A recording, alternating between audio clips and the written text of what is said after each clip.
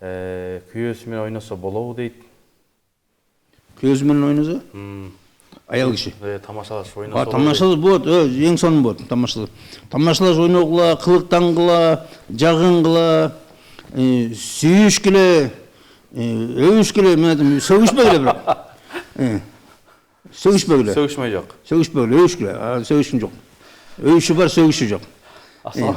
Ассаламу алейкум. Бияктан кирип мен айтам, кучакташкыла, бычакташпагыла. Бирөө келип айтат да, мына мени алсаң дейт да, бир журналистка.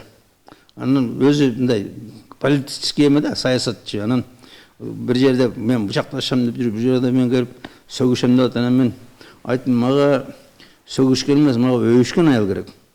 Бычакташкан эмес, кучакташкан аял керек. Сен жарабайсың андай. Анан ошо үйдө аял киши жанагындай уруксат.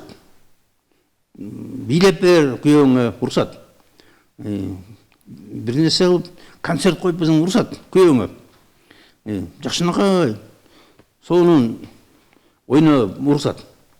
Анан бирок жанагындай урушу күйөө менен болбойт, урматтагандар. Күйөөгө кабак түйүү, күйөөгө наразы болуу, мисалы ыза болушуңар мүмкүн, капа болушуңар. Анда бир ыйлап койгула, эч нерсе болбойт. Ыйлаганда бүт эменин баары кетип калат, адреналин баары. Анан кийин настроение жакшы болуп калат кайра. Эч нерсе болбойт.